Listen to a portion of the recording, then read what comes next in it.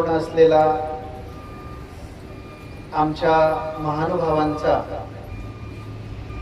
प्रथम प्रमाण ग्रंथ जर कोणता असेल तर तो म्हणजे सूत्रपाठ आहे. या सूत्रपाठामध्ये आपण जेव्हा याची बांधणी पाहतो आपल्याला वेगवेगळ्या प्रकरणाचं अवलोकन तिथे होतं. किती प्रकरण आहेत एकूण माहिती आहे आपल्याला? 9 प्रकरण आहेत. 10 किती? 9 मोजता येतात का आपल्याला? पूर्वी पंचकृष्ण इथून आपण सुरुवात करतो, पण तुम्ही जर मोजली ही प्रकरणं पाहणं मोजून. पूर्वी पंचकृष्ण, पंचनाम, अन्य व्यावृत्ती, युगधर्म, विद्यामार्ग, संहार, संसर्ग, पुढे अस्थिपरी, महावाक्य, निर्वचन, उद्धरण. किती झाले? 12 झाले. पुढे आचार विचार अजून बाकीचे 9 प्रकरण जे आपण म्हणतो. उद्धरणापर्यंत 9 प्रकरण होतात. मग 12 कशी काय झाली? झाली की नाही? काहीतरी गडबड झाली का? आपण मोजले का माझ्यासोबत? पूर्वी पंचकृष्ण आणि पंचनाम हे 3 जे प्रकरण आपल्याला पाहायला मिळतात ही 9 प्रकरणामध्ये येत नाही. 9 प्रकरणाची सुरुवात ही अन्य व्यावृत्ती प्रकरणापासून होते. आता इथून पुढे लक्षात ठेवायचं, 9 प्रकरण कुठून सुरू होतात? अन्य व्यावृत्तीपासून. पूर्वी हे सकळ शास्त्राचे मुख म्हणून आलेलं आहे. पंचकृष्ण इथे अवतारांची माहिती दिल्या गेलेली आहे. पंचनामामध्ये नामनिर्धार करण्यात आलेला आहे. यासाठी ती प्रकरणं सुरुवातीला मांडली केशिराज वासांनी. ही सगळी प्रकरणं केशिराज वासांनीच मांडणी केली. आपण मगाशी त्याचा इतिहास ऐकला. पूर्वी सुरुवातीला मांडली याचं कारणही सांगितलं जातं की केशिराज वासांनी 12 प्रकरणाचा अन्वय लावण्याच्या पूर्वीचा अन्वय लावला म्हणून त्याला पूर्वी असं म्हणायचं. पंचकृष्ण, कृष्ण हा शब्द ज्ञानाच्या अर्थाने आहे. 5ही अवतार हे उभय दृश्य आहेत, ज्ञानवान आहेत, म्हणून त्या प्रकरणाला पंचकृष्ण असं म्हटलं. पंचनाम 5ही गुणरूपी पंच अवतारांची गुणरूपी नावना म्हणून त्याला पंचनाम असं म्हटलं.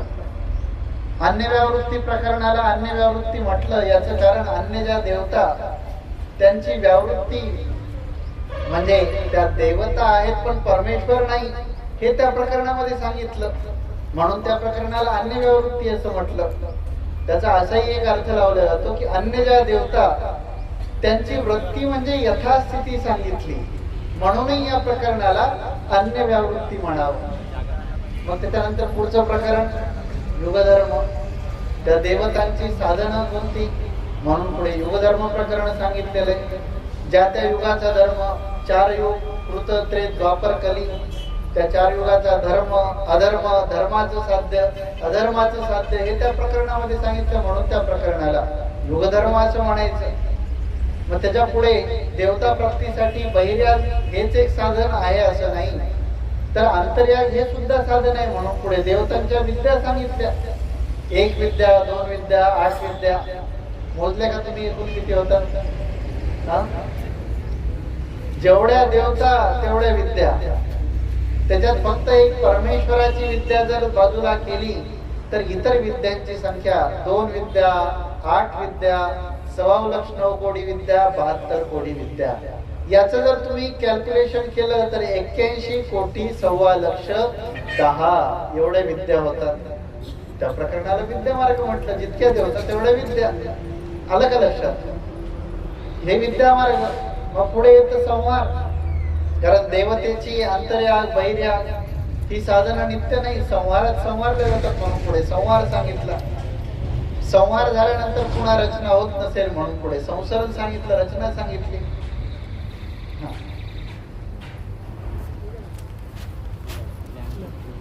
हा. आणि म्हणून ही जी प्रकरणाची आपल्याला अन्वय दिसतो, मांडणी दिसते, मगाशी सांगितलं अन्वय म्हणजे काय? अन्वय म्हणजे विशिष्ट क्रम आहे. पूर्वीपासून त्या क्रमाला सुरुवात झाली आणि या क्रमाचा शेवट कुठे होतो? उद्धरणापर्यंत होतो. मग ही सगळी सृष्टीचा संवाद झाल्यानंतर पुन्हा रचना होते. मग सृष्टीचा संवाद रचना करणारा कोण? म्हणून महावाक्य, निर्वचन ही प्रकरणं सांगितली. मग त्या परमेश्वर जीवाचं उद्धरण कशाने करतात? म्हणून अस्थिपरी सांगितले. अस्थिपरीने जीवाचं उद्धरण आहे. पण उद्धरण नेमकं कसं होतं याची माहिती उद्धरण प्रकरणामध्ये दिलेली आहे. म्हणजे जीवाचं उद्धरण जे आहे, हे उद्धरण परमेश्वर जेव्हा जीवाचं उद्धरण करतात ते नेमकं त्याची पद्धती कशी आहे? आम्ही सर्वे परमेश्वराच्या प्राप्तीसाठी धडपडत असलेलो आम्ही सर्व पंथस्थ आहोत त्या मार्गाचे, आहे ना? आपण महानुभाव पंथाचे म्हणजे काय आहोत? महानुभाव पंथ म्हणजे नेमकं काय? तर परमेश्वराला प्राप्त करून देणारा या जगातील एकमेव असा या कलियुगातील आमच्यासाठी म्हणून ज्या सर्वज्ञ श्री चक्रधर प्रभूंनी काय केलं? पुन्हा त्याची संस्थापना केली. स्थापना नाही बरं, संस्थापना होता तो आधीपासून. म्हणून आपण जय म्हणत असताना काय म्हणतो? सत्य सनातन. काय बोला ना तुम्ही? सत्य सनातन म्हणजे काय बरं सांगता येईल का आपल्याला? सत्य सनातन या शब्दाचा काय अर्थ होतो? तो 800 वर्षापूर्वीचा नाहीये. तो कदाचित द्वापरातील सुद्धा नाहीये. तो कदाचित त्रेतयुगामध्ये तुम्ही जर समजाल तर तसाही नाहीये. तो सनातन आहे, पुरातन आहे, प्राचीन आहे. इतका की त्याचं अस्तित्व म्हणजे सृष्टीचं अस्तित्व. परमेश्वराने ही जी सृष्टीची रचना केली ही जीवांच्या उद्धारासाठी केली. आणि त्याचा विचार पोहोचवत असताना, तो विचार देत असताना ती जी जडणघडण झाली ती फार पूर्वीपासूनची आहे. माहितीये तुम्हाला? या जगात आपण कधी आलो होतो? या देहात आता या कधी आलो त्याची डेट ऑफ बर्थ सांगा. पण याच्या आधी आपला जन्म झाला, अनंत जन्म झाले. श्री कृष्ण चक्रवर्ती अर्जुनाला सांगतात की अर्जुना, तुझे जन्म हे पुष्कळ झालेले आहेत. बहुनी मे व्यतीतानी जन्मानी तव चार्जुन तान्यहम वेद सर्वानी नत्वम वेत्त परंतप. तुझे आणि माझे खूप जन्म झाले, पण ते जन्म मला माहिती आहेत. माझे जन्म झाले म्हणजे मी अनेक अवतार घेतले आजपर्यंत उद्धारणासाठी जीवाच्या. आता किती झाले, काय झाले, किती अवतार झाले याचं सगळं बायोडाटा माझ्याकडे आहे. पण तू जन्माला आला, किती वेळा आला हे तुला माहिती नाही. तुझे किती जन्म झाले, कोणत्या जन्मात काय काय केलं याच्याबद्दल अनभिज्ञ आहेस तू. माहितीये का आपल्याला मागचा जन्म कोणता होता? नाही माहिती.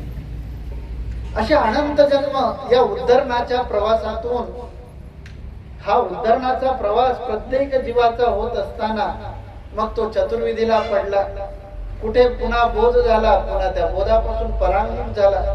मग हा उद्धरणाचा प्रवास नेमका कसा वाढत गेला आणि पुढे प्रवास कसा होणार? आम्ही इथपर्यंत आता आलो, मग याच्या आधी नेमकं काय कुठपर्यंत प्रवास झाला होता? आज आम्ही ज्या सत्राला अभ्यासणार आहोत इथे आम्हाला स्वतःला तपासून पाहायचंय की मी नेमका कोणत्या वर्गातला प्रवासी आहे, मी नेमका कोणत्या अवस्थेत आहे. मी वेदवंताच्या अवस्थेपर्यंत आलेलो आहे, मी बोधवंताच्या अवस्थेपर्यंत आलेलो आहे, मी अनुसरणाच्या अवस्थेपर्यंत पोहोचलोय का, की मी कुठेतरी प्रमादाच्या अवस्थेपर्यंत निघून गेलो? आम्ही नेमकं कोणत्या अवस्थेत आहोत आणि आमची पुढची भविष्याची दिशा काय असणार आहे याचा सगळा लेखाजोखा म्हणजे आमच्या समोर उद्धरण प्रकरण आहे. लक्षात घ्या. आणि म्हणून बहुनी मे व्यतीतानी जन्मानी तव चार्जुन, तुझे आणि माझे अनेक जन्म झाले. उद्धरण प्रकरणामध्ये परमेश्वराच्या अवतरणाचं सुद्धा स्वरूप स्पष्ट केलेलं आहे, लक्षात घ्या. उद्धरण प्रकरणाचा जर आपण संपूर्ण जर एक आराखडा डोळ्यासमोर ठेवला, आज आपण जे पारायण केलं ज्या सूत्रांचं, किती सूत्रांचं पारायण केलं आज आपण, सांगता येईल का? नाही, पुस्तकात तर लिहिलेलंच आहे. मला एखादं उत्तर अपेक्षित होतं तुमच्याकडून. 66 सूत्रांचं पारायण केलं. किती सूत्र अभ्यासली आपण?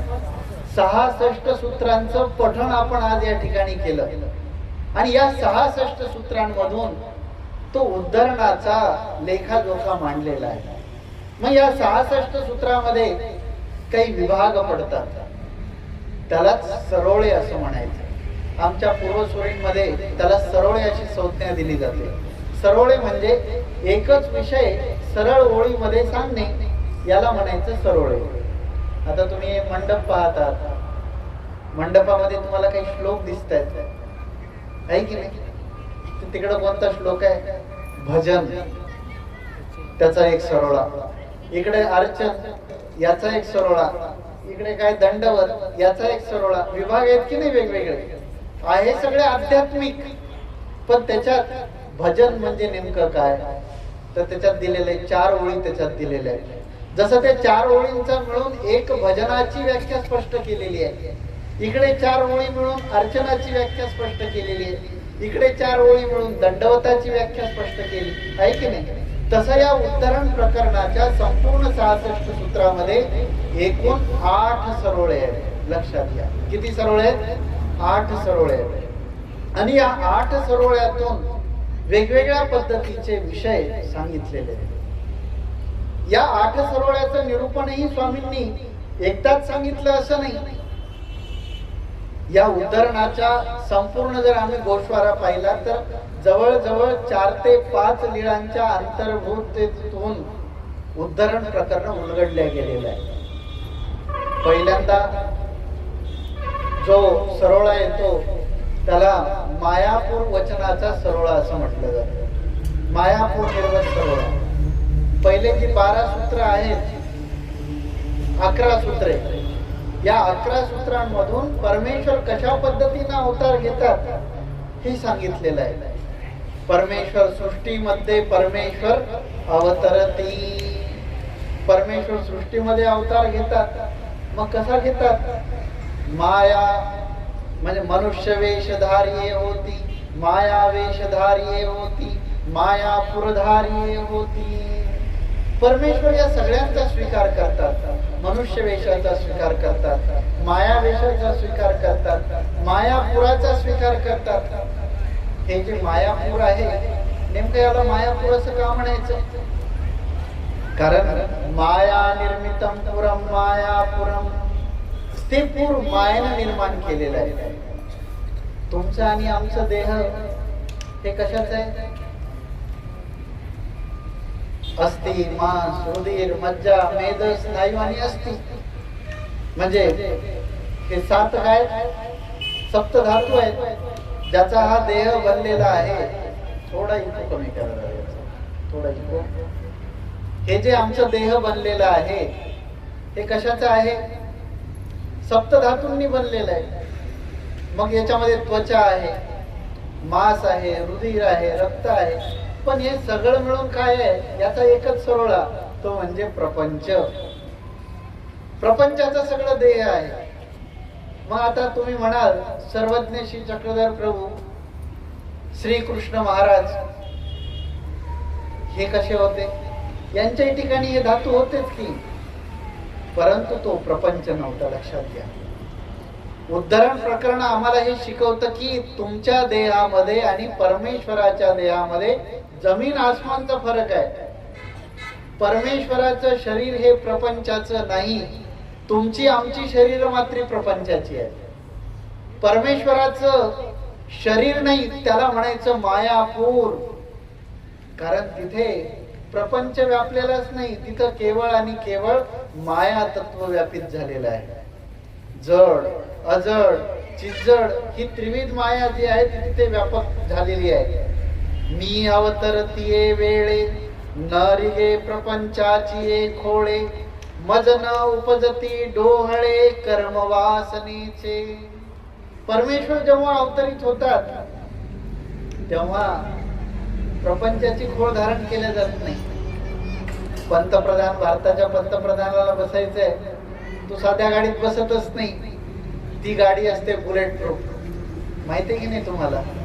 साध्या गाडीत नाही बसत ते, त्यांचा ताफा वेगळा असतो.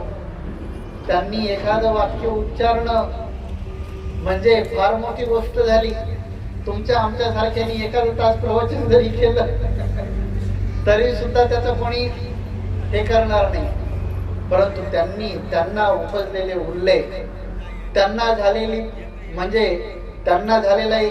झालेली एखादी इच्छा, त्या इच्छेला फार मोठं महत्व प्राप्त होऊन जातं.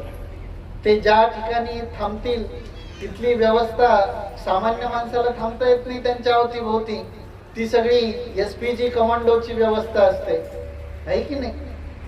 तसं परमेश्वर जिथे अवतरित होतात तिथे प्रपंचाचा लवलेश सुद्धा मिटवून टाकला जातो. मायापूर सरोळा आम्हाला हेच सांगतो की या मायापूर सरोळ्यामधून आम्हाला समजतं की परमेश्वराचं पूर कसं आहे. माया निर्मितम पुरम, मायेनं निर्माण केलेलं पूर आहे. तिथला प्रपंच हा धुमसून शुद्ध केला जातो. अग्नी कोळसन्याय धुमसून शुद्ध केलेल्या प्रपंचाच्या तिथे परमेश्वर अवतरित होतात. तुम्हाला उदाहरण दिलंच मी आता.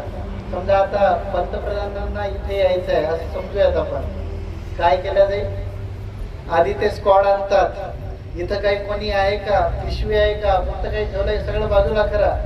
कोणाला तिथं थांबता येणार नाही, सामान्य माणसाला. तिथं त्यांची सगळी व्यवस्था येऊन आधी उभी राहते. तसं माया ते दळवाडे पालटोनी शुद्धा दळवाडे याचे निर्मी.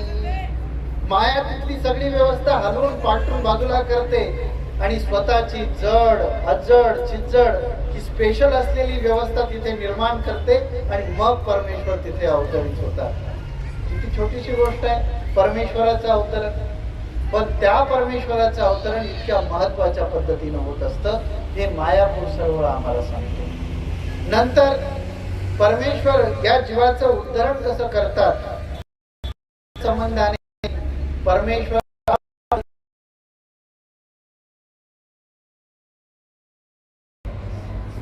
पण ही आहेत उपसाधनं. उद्धरण प्रकरण आम्हाला निश्चितपणाने सिद्ध करून सांगतं की परमेश्वर प्राप्तीला दोनच साधन आहेत. एक ज्ञान साधन आणि दुसरं आहे प्रेम साधन. या ज्ञान आणि प्रेमाच्या माध्यमातून प्रवास होत असताना मग त्याच्यासाठी आणखी उपसाधनं जोडल्या गेली. मग ते स्थान, प्रसाद, वासनी, भिक्षुक, त्याच्याही पलीकडे जाऊन शास्त्र आहे, हेही साधनामध्ये सांगितलं गेलेलं आहे. परमेश्वर प्राप्तीसाठी प्रमुख आहेत दोनच साधनं आणि तीच परमेश्वर देतात, त्याचं दातृत्व करतात आणि तेच खरं उद्धरण आहे हे या ठिकाणी सांगितलं जातं. उद्धरणाचे सुद्धा 4 टप्पे आहेत. जे चतुर्विध दान आहेत ना परमेश्वराचे, लीळादान, ग्रहणादान, संबंधदान आणि कैवल्यदान. सर्वात परमेश्वराचं महत्वाचं दान कोणतं असेल तर ते कैवल्यदान आहे. परमेश्वराचा जीवाला हेतू कैवल्यदान देण्याचाच आहे आणि तोच हेतू सिद्धीला नेण्याची प्रक्रिया म्हणजे उद्धरण.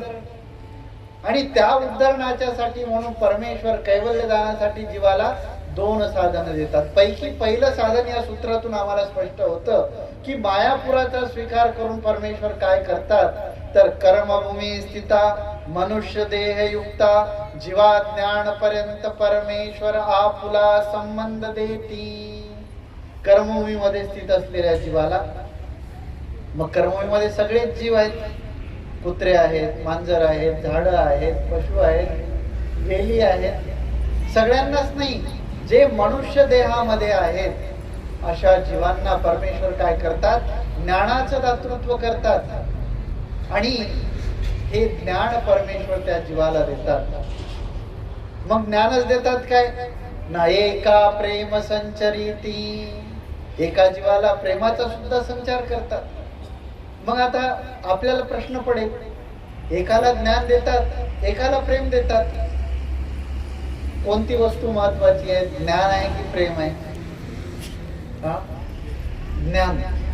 बर, अजून प्रेम आहे.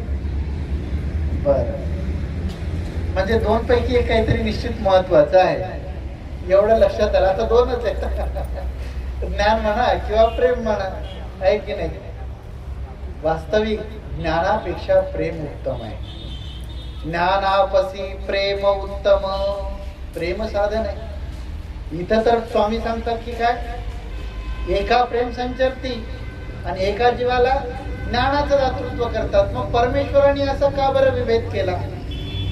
एक तर प्रेम महत्वाचं आहे, तर प्रेमच देऊन टाकायला पाहिजे होतं. किंवा ज्ञान महत्वाचं आहे, तर सगळ्या जीवांना ज्ञानच द्यायला हवं होतं. दोन साधनं कसं काय निर्माण झाली? प्रश्न पडतो आपल्याला. जर प्रेम महत्वाचं आहे तर मग ज्ञान द्यायची गरजच नव्हती. मग ज्ञानाचं दातृत्व का केलं? परमेश्वराने प्रेमच द्यायला हवं होतं. मुळात या प्रश्नाचं उत्तर फार पूर्वी, अगदी सृष्टीच्या आरंभी जावं लागतं आम्हाला. परमेश्वराला जेव्हा उल्लेख झाला, या जीवाला आपला आनंद द्यावा, स्वरूपीचा आनंद द्यावा, आणि त्यावेळेस परमेश्वराने सृष्टीची रचना केली आणि परमेश्वराच्या मनात प्रेमच देण्याचा उल्लेख होता. प्रेमच द्यावं, प्रत्येक जीवाला प्रेम द्यावं, असाच परमेश्वराचा उचंबळ होता. परंतु झालं काय, हा जो जीव आहे ना, तो जीव पात्रच नव्हता. आहे महत्वाची गोष्ट देऊन टाकावं अशी, परंतु देता येत नाही. आपला मुलामध्ये खूप जीव आहे. पोरगा आपला लहान असला तरी जीव असतो आपला त्याच्यात. असं वाटतं सगळं काही त्याच्यावर इतकं प्रेम करतो आपण, असं वाटतं सगळं देऊन टाकावं. मग तुमच्यापैकी किती जणांनी आपल्या मुलाकडे तिजोरीच्या चाव्या दिल्या का? तिजोरीच्या चाव्या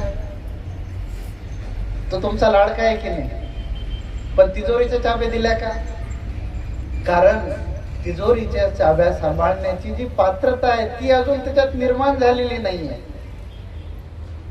आधी ती पात्रता तयार करावी लागेल. आधी त्याला त्याचं महत्व समजून सांगावं लागेल, हे काय आहे. आणि म्हणून त्यासाठी तुम्ही आधी काय केलं, त्याला शाळेत घातलं, कॉलेजला शिकवलं, त्याला पैसे कसे मिळवतात आणि पैसे कसे महत्वाचे आहेत हे सांगितलं, आणि नंतर मग आपली तिजोरीची चावी त्याच्या हवाली केली. झाली की नाही प्रक्रिया? परमेश्वरालाही वाटलं होतं की आपलं प्रेम साधनच देऊन टाकावं, परंतु तयाचा असंभवी शाब्द, ते देण्यासाठी तो अपात्र होता. म्हणून परमेश्वराने प्रेमाच्या ऐवजी त्याचा संभव त्याला देऊन त्याला ते पेललं जाणार नाही, त्याला ते ग्रहण होऊ शकणार नाही, म्हणून शाब्द ज्ञानाचं दातृत्व केलं. लक्षात घ्या. मग आता तुम्ही म्हणाल, मग ठरवलं कसं? एकाला प्रेम द्यायचं, एकाला ज्ञान द्यायचं. मग आता अर्ध्यांना ज्ञान, अर्ध्यांना प्रेम, असं केलं का? असं नाही केलं. आधी जीवाला काय केलं? सगळ्यांना आधी ज्ञानाचं दातृत्व केलं. पहिल्यांदा 3 मूळ सृष्ट्या झाल्या. 3 मूळ सृष्टीमध्ये परमेश्वराने जीवाला विनाअर्जकत्वी ज्ञान दिलं. शब्दांकडे लक्ष द्या. कसं ज्ञान दिलं? विनाअर्जकत्वी. आता तुम्ही म्हणाल, हा काय प्रकार आहे? विनाअर्जकत्वी म्हणजे नेमकं काय? आता तुम्हाला इथे ऐकण्याचे काही पैसे मोजावे लागतात आहे का? बाबांनी त्याचं काही पेइंग सिस्टम ठेवलंय का? नाही. इथे तुम्हाला काही त्याची फक्त तुम्ही एवढं केलंय, तुम्ही तुमचे घर दार हे सगळं सोडून इथपर्यंत पोहोचलात, हीच इन्व्हेस्टमेंट आहे तुमची, पण करावं लागलं. तेव्हा मूळ सृष्टीमध्ये हे सगळं काहीच करावं लागलं नाही. जीवाच्या कडे काहीच संभव नव्हता. जीवाला विनाअर्जकत्वी म्हणजे कुठल्याच अधिकाराला न पाहता फुकट मध्ये ज्ञान देऊन टाकलं. लक्षात घ्या बरं काय झालं. फुकट ज्ञान दिलं. पण तुम्हाला माहिती आहे का, फुकट मिळालेल्या गोष्टीमध्ये एक दोष आहे, त्याची किंमत राहत नाही. माहिती आहे का तुम्हाला? जी गोष्ट फुकट मिळते ना, फुकटात मिळालेल्या गोष्टीला किंमत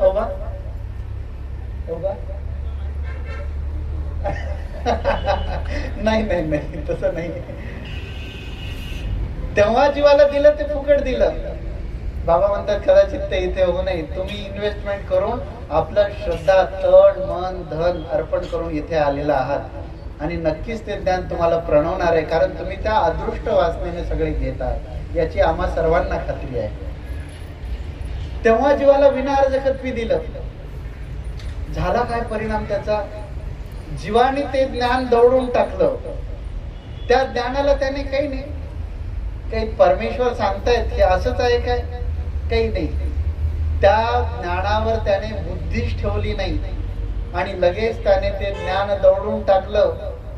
पुन्हा दुसरी सृष्टीची रचना केली, पुन्हा विनाअर्जकत्वी दिलं. पुन्हा त्याने दौडून टाकलं, पुन्हा विनाअर्जकत्वी दिलं, पुन्हा त्याने दौडून टाकलं.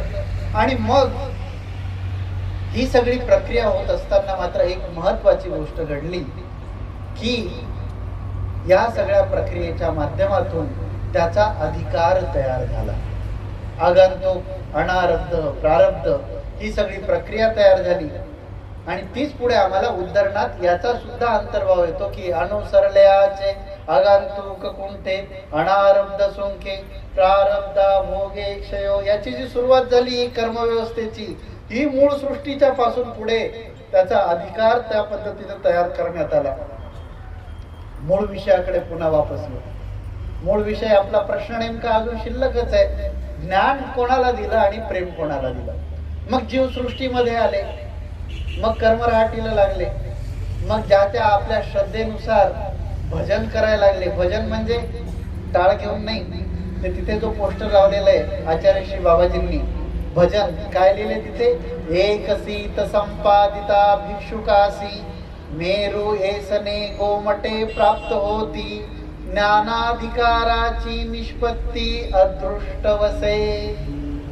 भिक्षुकाच्या ठिकाणी जर एक सीत संपादन केलं, एक सीत म्हणजे एक दाना, एक कण, एक घास भिक्षुकाच्या ठिकाणी अर्पण करण्यात आला.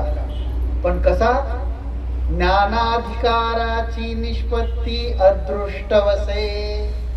निर्हेतुकपणे, अदृष्ट भावनेतून कदाचित एखाद्याने म्हणजे अहेतुक घातलं असेल, कदाचित एखाद्याने ब्रह्मबुद्धीनं घातलेलं असेल, त्या भजनाने ज्ञानाचा अधिकार जीवाला निष्पन्न झाला. लक्षात घ्या, काय केलं त्याने? भजन घातलं. म्हणूनच आपल्याकडे अन्नदानाला विशेष महत्व आहे, कारण ज्ञानाचा अधिकार कुठून निर्माण झाला ते सहज आठवलं म्हणून सांगतो. बाबा श्री गुरुजींकडे एकदा एक जण ते हे आलं, अशाच पद्धतीचं प्रवचन आणि याच्यामध्ये जास्त वेळ गेला आणि श्री गुरुजी म्हटले की किती म्हणजे किती वाढवलं आपण हे आता, म्हणजे त्यांनी सांगितलं हे असं आणि गुरुजींनी सांगितलं की हे जेवायचं. मग ते गुरुजी म्हटलं याचं हे प्रवचनही तेवढंच महत्वाचं आहे, भोजन तर आपण नेहमीच करतो, प्रवचनही महत्वाचं आहे. त्यांनी सुंदर उत्तर दिलं, बाबा या ज्ञानाची सुद्धा जोड आपल्याच पोटातून निर्माण होणारी आहे. सुंदर उत्तर दिलं त्यांनी. हे ज्ञान सुद्धा कुठून? आपण जर अन्न ग्रहण केलं तर आम्हाला हे ज्ञान प्रणवेल, मिळेल. कारण हे शीत प्रवेशन ज्याला घडलं नाही त्याला ज्ञानाचा अधिकार निष्पन्न होत नाही. लक्षात घ्या. अदृष्टवसे ज्याला भजन घडलेलं आहे, भजन म्हणजे भोजन. मग ते भोजन 21 पात्र सांगितलेली आहेत त्याची, की त्या भजनाने काय होतो तर अहेतुक भूत भजन ज्ञानाप्रती साधन, ज्ञानाचा अधिकार निष्पन्न होतो. इथे झाला ज्ञानाचा विषय. मग आता प्रेमाचा अधिकार कसा निष्पन्न झाला?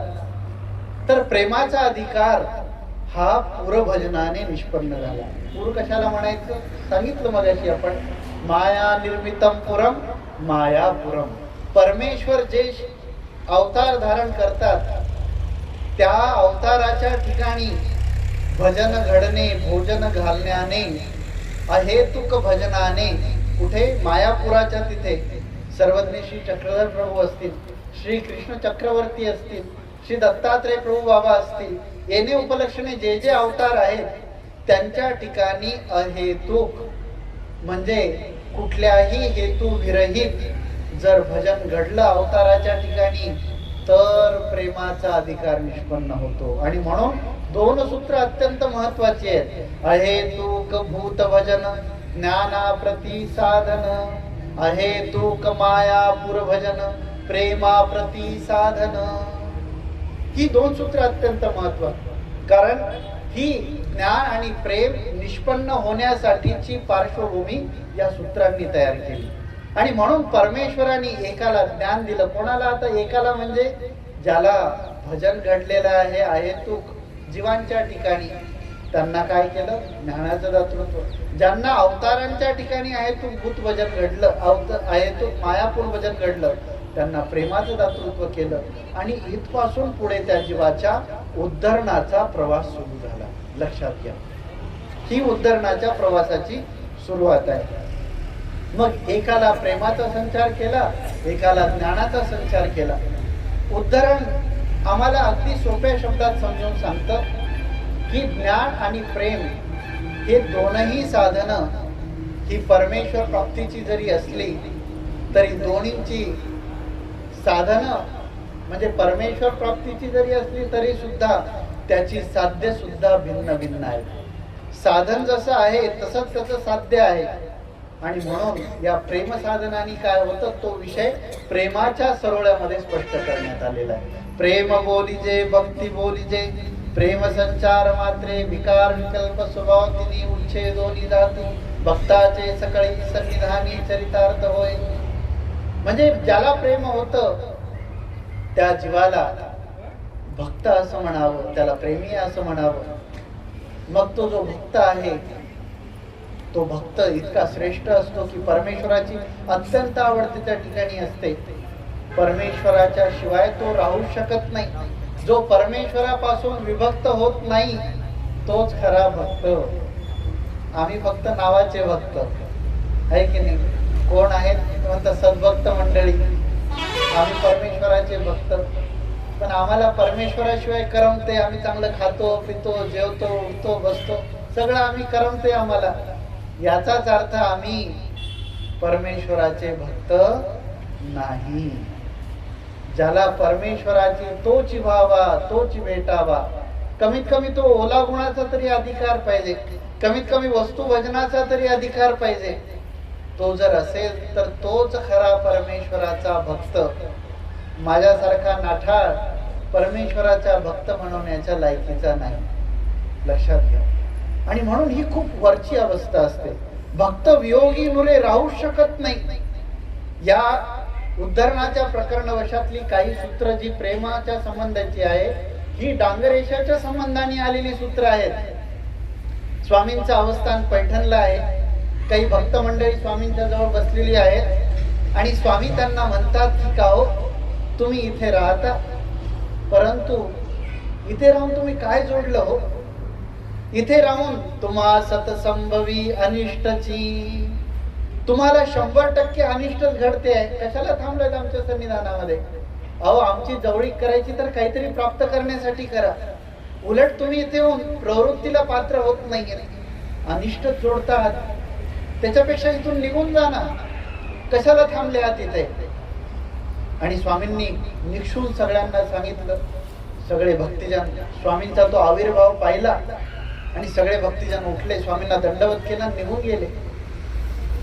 माणसं अशीच असतात की तिथे कुठेतरी स्वतःची बाजू कमकुवत पडत असेल किंवा कोणी रागवलं तर त्याच्या रागण्यात त्याचा लगेच राग येतो आपल्याला.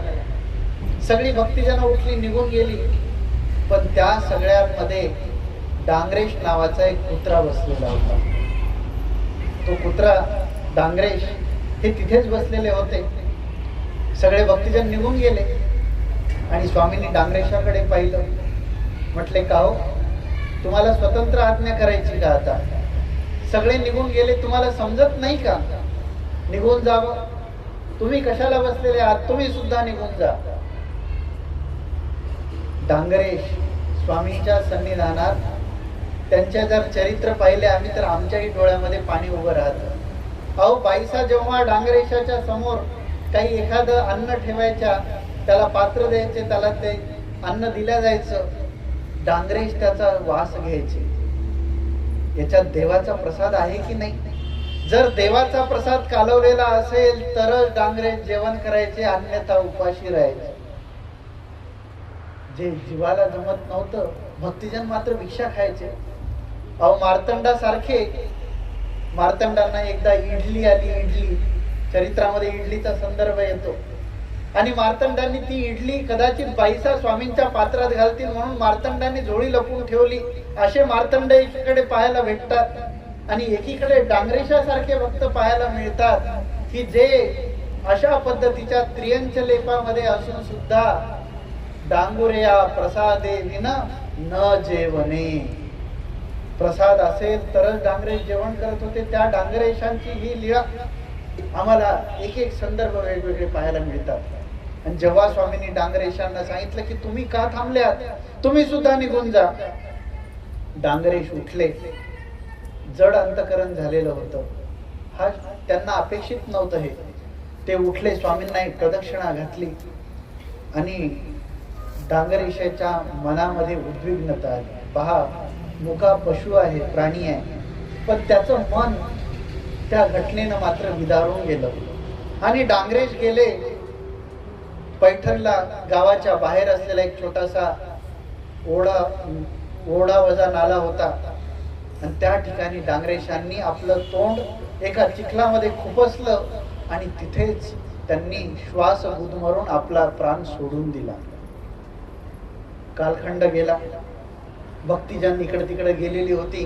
पुन्हा स्वामींची प्रवृत्ती पाहून पुन्हा सगळे भक्तिजन वापस आले. स्वामींना दंडोत केला. सगळेजण आजूबाजूला बसले.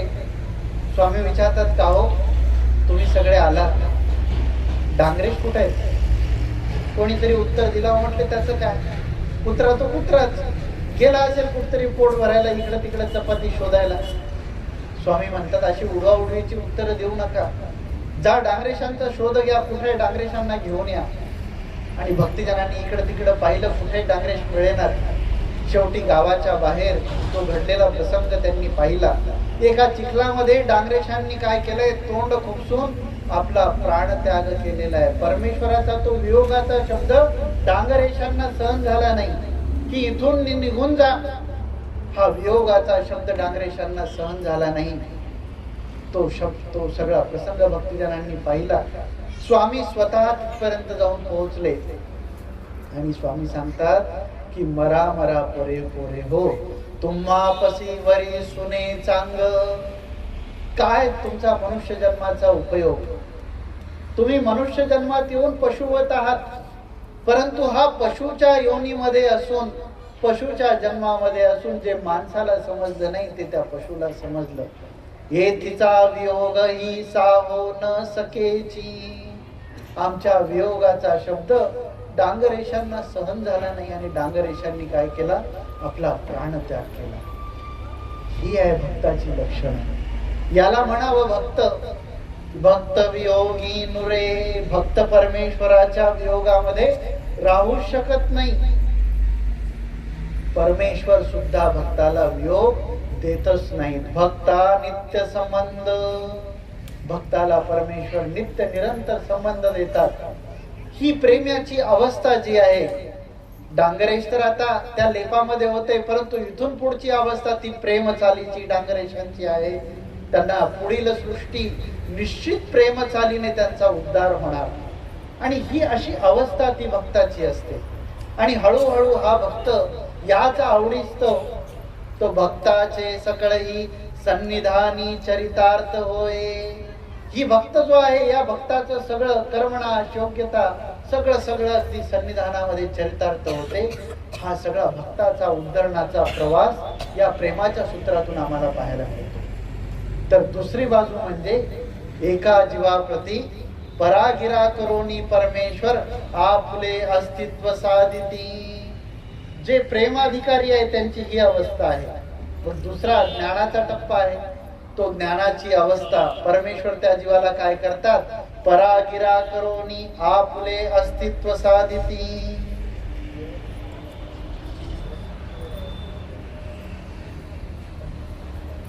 आणि मग परमेश्वर काय करतात? त्या जीवाला ज्ञानाचं दातृत्व करतात. आणि मग ज्ञानाचं दातृत्व झाल्यानंतर तो जीव जो आहे, तो जीव परमेश्वराचं ज्ञान ग्रहण करतो. मी मगाशी सुरुवातीला म्हणालो होतो की उद्धरण प्रकरण आज अभ्यासत असताना आम्हाला स्वतःला आत्मपरीक्षण करायचं आहे. आम्ही कुठल्या कार्यक्रमात आलो? आत्मोन्नती प्रार्थना महोत्सवात आहोत. आत्म्याची उन्नती, उन्नती म्हणजे ऊर्ध्वगती, ऊर्ध्वगती म्हणजे उद्धरण. ही अवस्था आम्हाला शोधायची आहे. आता परमेश्वर ज्ञानाचं दातृत्व करतात. कोणाला? ज्या जीवाला भूतभजनाधिकार घडलाय. मग ज्ञानाचं दातृत्व केल्यानंतर परमेश्वर सांगतात की अरे बाबा, हा परमेश्वरच आहे की जो एक सोडवणारा आहे. तू या परमेश्वराचं म्हणितलं कर, या संसाराचा त्याग कर, परमेश्वराला अनुसर. परमेश्वर म्हणतात तशा पद्धतीनं अस्थिपरीचं आचरण कर. सगळे जीव ऐकतात, पण सगळेच ऐकून म्हणतील तसं करतातच असं नाही. म्हणजे ते म्हणतात ना, म्हणजे काही जणांना समजतं, काही जणांना समजतं पण उमजत नाही. एकाला समजून उमजतं, एकाला समजून उमजत नाही. त्यातले दोन प्रकार जसे आहेत तसे याच्यात सांगितले. एक अनुसरती, एक ननुसरती. काही जणांना परमेश्वराचं म्हणितलं अगदी पटतं, समजतं आणि उमजतं सुद्धा. ते जीव परमेश्वराला अनुसरतात. आणि एक परमेश्वराला अनुसरत नाही. जे परमेश्वराला अनुसरत नाही तया सृष्टी शून्य होय. त्यांचा या सृष्टीमध्ये उद्धार होत नाही. लक्षात घ्या, ही जी सृष्टी आहे, जी रचलेली आहे, या सृष्टीमध्ये ज्ञान ही, बोध ही वस्तू अशी आहे, ज्ञान ही वस्तू अशी आहे की ती सृष्टीमध्ये फक्त एकदाच होते. तुम्ही म्हणणार बाबा आम्ही तर दररोज प्रवचन ऐकतो, भरपूर कार्यक्रमामध्ये ऐकतो, ऑनलाईन ऐकतो, सगळं खरं आहे तुमचं. पण बोध जो परमेश्वरापासून होतो, परागिरा करोनी आपले अस्तित्व साधिती, हा जो बोध आहे हा संपूर्ण सृष्टीमध्ये फक्त एकदाच होतो. आणि बोध झाल्यानंतर जर का तो अनुसरला नाही तर संपूर्ण सृष्टी निर्फळ वांझासी जाये. संपूर्ण सृष्टी त्याची वाया जाते. पुन्हा या सृष्टीमध्ये तो उद्धरणार्थी फेल झाला. बाकी ज्ञान परमेश्वर त्याला निरूपण करतील. निरूपणाचा योग येईल, परमार्गाचा योग येईल, भजन घडेल, पूजन घडेल, सेवा घडेल, दास्य घडेल, पंक्ती घडतील, सगळ्या काही गोष्टी होतील. पण उद्धरण मात्र या सृष्टीमध्ये पुन्हा होणार नाही. उद्धरण प्रकरण आम्हाला निक्षून सांगतं की परमेश्वराचं म्हणितलं हे केल्याच गेलं पाहिजे. आम्हाला आता परमेश्वराची जाणीव झालेली आहे, परमेश्वराचा बोध झालेला आहे, तर आम्ही परमेश्वराला अनुसरलोच पाहिजे. आमची ही सृष्टी वाया जाऊ नये म्हणून देवाला प्रार्थना करता आली पाहिजे. देवा, आता कितीतरी आम्ही किती अजून हे करायचं, ते एक फार सुंदर भजन आहे. देवा आता तरी माझा उद्धार करा.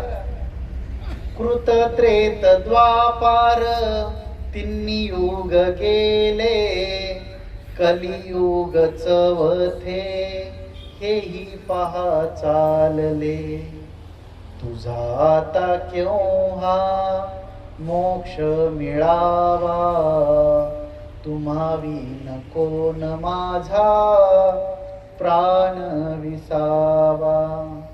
काहू उपेक्षिले तुम्ही मज देवा, तुम्हावी कोण माझा प्राण विसावा. अजून किती अंतर पाडतात.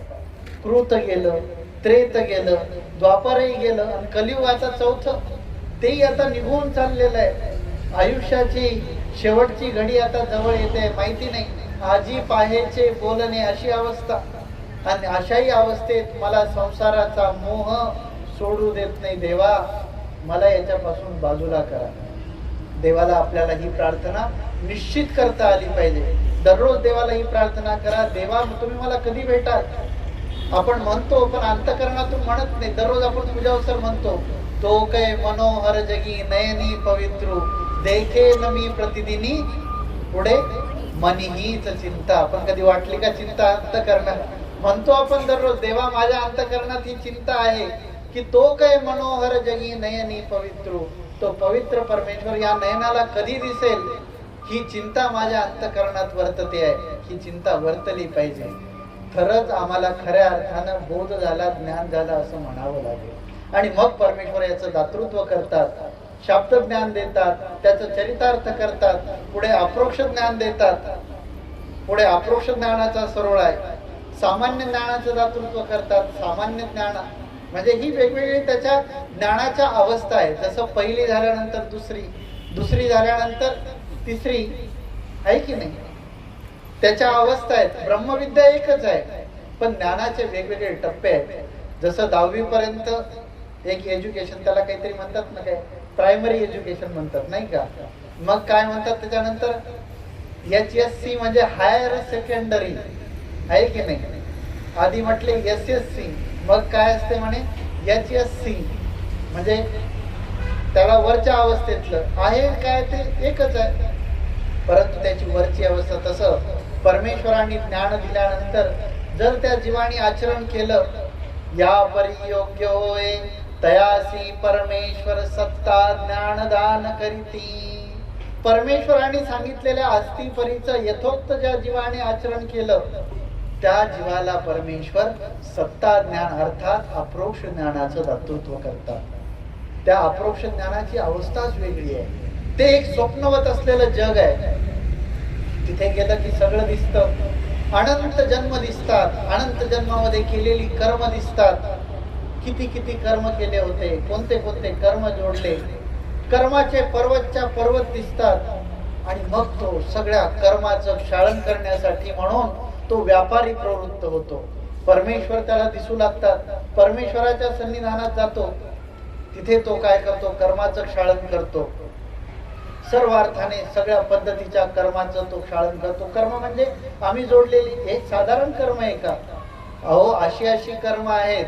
जीव क्षणा एका माझी ते एका आपजवी, आपण आसी जे जन्माचा सहस्री निस्तरो न सरे.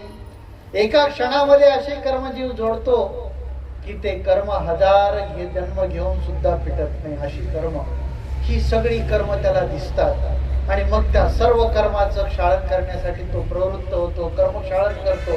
आणि कर्मक्षालन करून तो संपूर्णपणे जेव्हा शुद्ध होतो तेव्हा त्याला पुढच्या अवस्थेत प्रवेश मिळतो. जसं 10वीतून 11वीत जायसाठी किती टक्के पडले पाहिजे, 35% पाहिजे.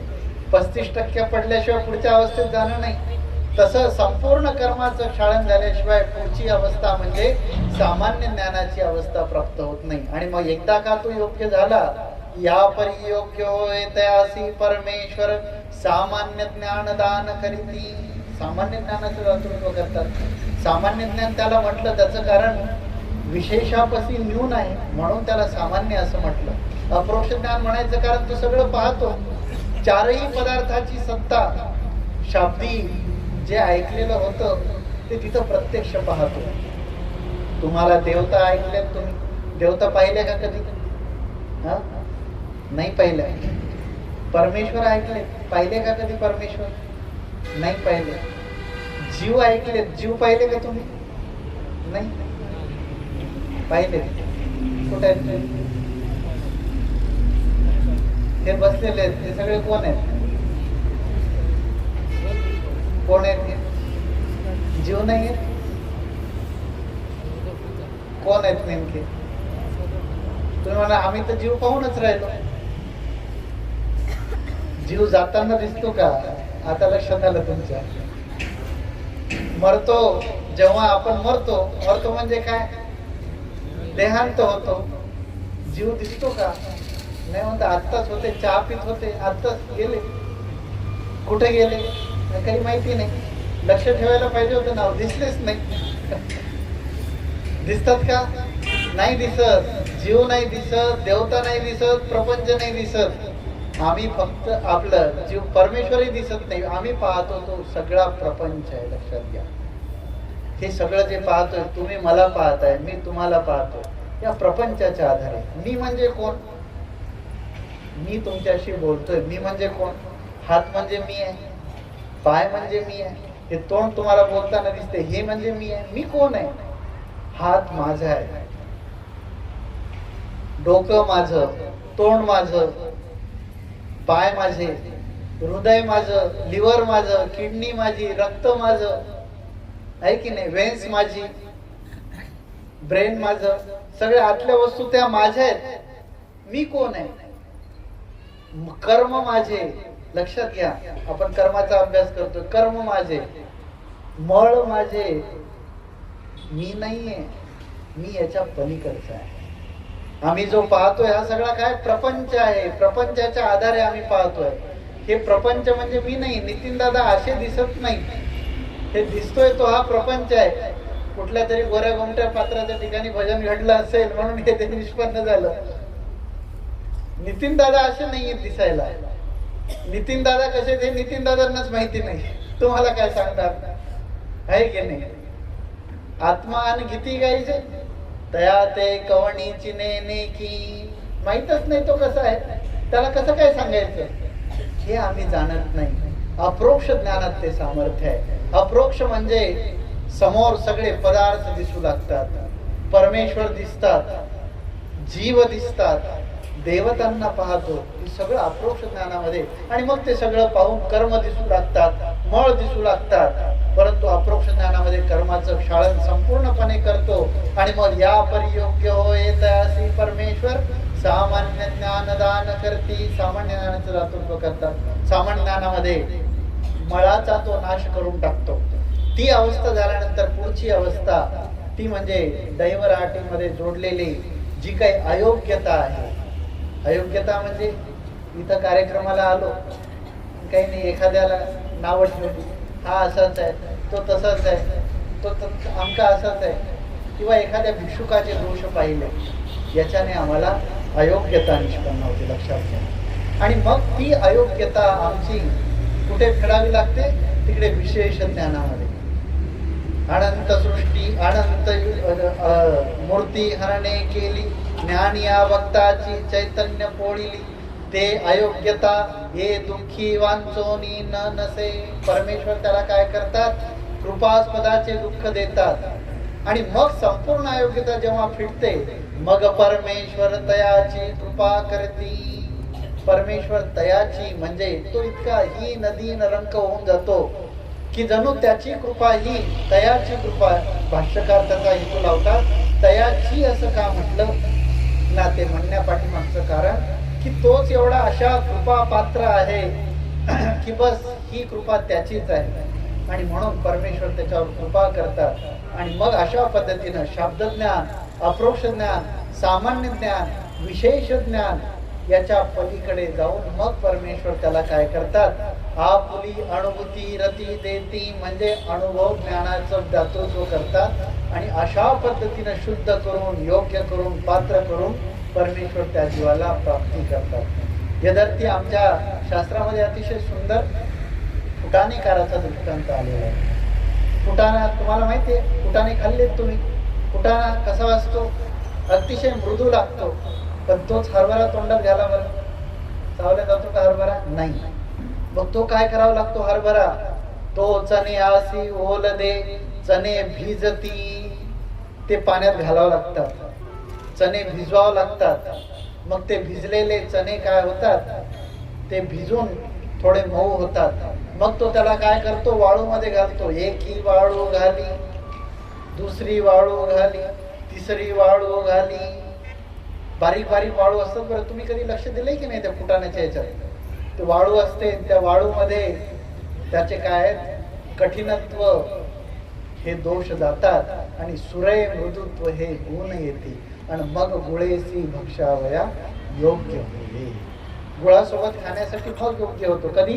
सगळी प्रक्रिया करावी लागते. कसं? परमेश्वराची प्राप्ती करून घेणं. तो गुळ खायचा आहे, ती साखरेची अनुभूती घ्यायची आहे, ती कधी होईल? आधी त्यासाठी पात्र होण्याची जी अवस्था आहे, आणि अशा अवस्थेतून मग पुढे उद्धरण परमेश्वराचं सिद्धीला जातं. आणि म्हणून शेवटी उपसंहार वाक्य सांगितलं की या परी परमेश्वर श्री चक्रधर जीवाते उद्धरिती. शाब्दज्ञान, अप्रोक्ष ज्ञान, सामान्य ज्ञान, विशेष ज्ञान, ही 4 ज्ञान पक्की लक्षात ठेवायची. तसंच शाब्द प्रेम, अप्रोक्ष प्रेम, सामान्य प्रेम, विशेष प्रेम, ही प्रेमाची उद्धरणाची अवस्था, ही ज्ञानाची उद्धरणाची अवस्था, अशा दोन्हींच्या माध्यमातून परमेश्वर काय करतात? या प्रत्येक जीवाचा उद्धार करतात. आणि त्या उद्धरणाच्या वाटेतले आपण काय आहोत? वाट सुरू आहोत. आणि म्हणून आपल्याला स्वतःला तपासायचं की मी वेदाच्या अवस्थेत आहे की काय, मी बोधाच्या अवस्थेत आहे, मला परमेश्वर समजलाय, मग आता त्याच्या पुढची अवस्था कोणती? आता अनुसरणाच्या अवस्थेत स्वतःला काय करायचंय? परिवर्तित करायचंय. आणि मग तेने तर मोक लावे, मग जयाचे ते सांभाळती. कोणीतरी मला प्रश्न विचारला, बाबा आणि 56 आता नाहीये, मग आता अनुसरू की नको? अरे बाबा, तुझं तू काम कर, देवानी सांगितलेलं आहे तर तुझं काम कर. तेने तो मोक लावे, तुम्ही तुमचं काम करा. काष्टी कीटकी कोरिता ओम पडे तरी पडे. आणि म्हणून आपण आपलं काम करावं, देवाच्या साठी आपला जन्म अर्पण करण्याचा प्रयत्न करावा. याचं उद्बोध करणारं महत्वाचं प्रकरण म्हणजे उद्धरण प्रकरण आहे, जे आपण या ठिकाणी अभ्यासलेलं आहे. आणि म्हणून या प्रकरणाचं चिंतन परमपूजनीय परमादरणीय श्रद्धेय प्रातस्मरणीय कवीश्वर कुलभूषण आचार्य प्रवर श्री बाबाजींच्या आज्ञेनं या ठिकाणी ही सेवा या ठिकाणी संपन्न झालेली आहे. हे प्रकरण पुन्हा वारंवार अभ्यासा, दररोज अभ्यासा, आपल्या सतत चिंतनात ठेवावं असं हे प्रकरण आहे. आणि म्हणून या प्रकरणामध्ये झालेली सेवा सर्वज्ञ श्री चक्रधर प्रभूंच्या श्रीचरणी अर्पण करतो आणि माझ्या शब्दाने या ठिकाणी विराम देतो. सर्वज्ञ श्री चक्रधर स्वामी दंडवत.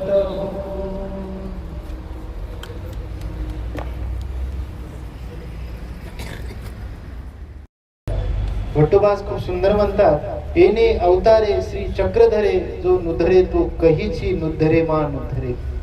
जोपर्यंत सर्वज्ञ श्री चक्रधर स्वामींचा दयाळू मयाळू कृपाळू कनवाळू अवतार आहे, तोपर्यंत सर्वांनी आपलं उद्धरण करून घ्यायचं आहे.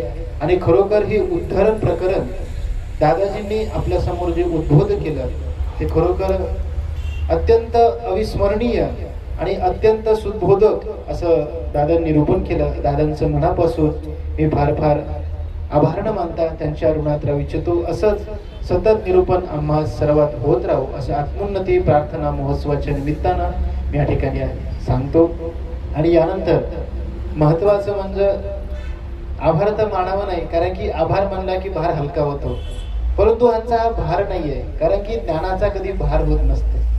ज्ञान वाढलं तेवढं वाढतच जात असतं, म्हणून ज्ञानाचा कधी भार होत नाही. परंतु तरी सुद्धा परंपरा, त्यामुळे मी दादाजींनी या ठिकाणी गुरुवर्य बाबाजींच्या आज्ञेस्तव या ठिकाणी मी दादाजींचं मनपूर्वक मनस्वी आभार या ठिकाणी मानतो. दादाजींनी अतिशय सुंदर निरूपण केलं. आपण सर्वांनी टाळ्यांच्या गजरामध्ये दादाजींचं स्वागत करायचं आहे. मानतो आभार मनापासून, साथ तुमची अशीच राहू द्या. राहू द्यायची ना? हो म्हणा किंवा नाही? ऐकून आलं? थँक्यू. मानतो आभार मनापासून, साथ तुमची अशीच राहू द्या. या ऋणानुबंधांनी जोडले द्या मनात, आपुलकीचे भाव कायम असू द्या. आपुलकीचे भाव कायम असू द्या. पुनश्च एकदा बाबाजींचं मनपूर्वक आभार. आणि